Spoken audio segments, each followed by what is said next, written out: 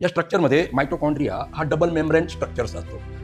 Double मेम्ब्रेनमध्ये हे जे outer membrane असणार, हे आउटर मेम्ब्रेन हे स्मूथ आणि पोरस असणार.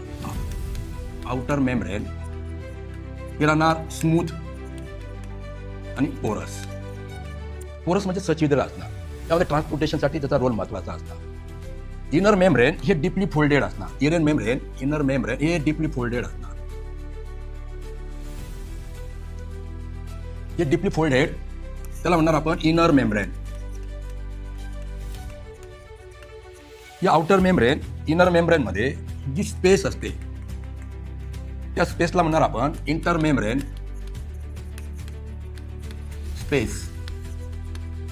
या इंटर मेम्ब्रेन स्पेस मध्ये प्रोटॉन्स असणार, म्हणजे H+ आयनला प्रोटॉन्स म्हणणार, वॉटर मॉलिक्युल्स असणार, मिनरल्स असणार. एनर्जी प्रोडक्शन मध्ये या स्पेसचा रोल फार महत्त्वाचा असतो.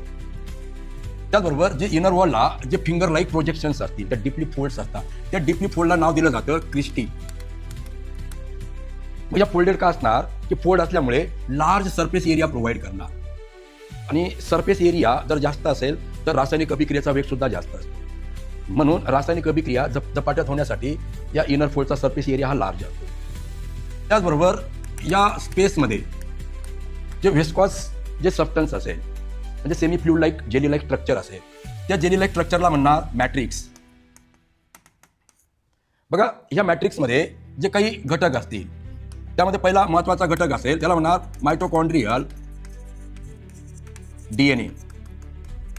बघा, या मायटोकॉन्ड्रियाचा स्वतःचा DNA असतो. त्याचबरोबर RNA असणार, त्याबरोबर रायबोझोम्स असतील. या DNA पासून प्रोटीन्स तयार करण्यासाठी रायबोझोमची आवश्यकता राहणार. त्याचबरोबर फॉस्फेट मॉलिक्युल्स असतील. एनर्जी प्रोडक्शनमध्ये फॉस्फेटचाही रोल महत्त्वाचा असणार. त्याचबरोबर ग्लुकोज असेल, त्याचबरोबर एन्झाईम्स असतील. यामध्ये ज्या वेगळ्या वेगळ्या केमिकल रिॲक्शन्स घडून येतात त्यामध्ये एन्झाईमचाही रोल महत्त्वाचा असतो. आणि ह्या प्रोसेस या मॅट्रिक्समध्ये घडून येणार. या मॅट्रिक्समध्ये मेन 2 प्रोसेस घडून येणार. एक राहणार क्रेब सायकल आणि 2 नंबर राहणार इलेक्ट्रॉन ट्रान्सपोर्ट चेन. आणि ह्या मॅट्रिक्समध्येच एनर्जी तयार करण्याची प्रोसेस घडून येणार ऑक्सिजनच्या मदतीने. आणि तो एनर्जीचा फॉर्म राहणार ATP फॉर्म असणार. याला म्हणतात ॲडिनोसिन ट्रायफॉस्फेट. हे जनरल स्ट्रक्चर झालं मायटोकॉन्ड्रियाचं.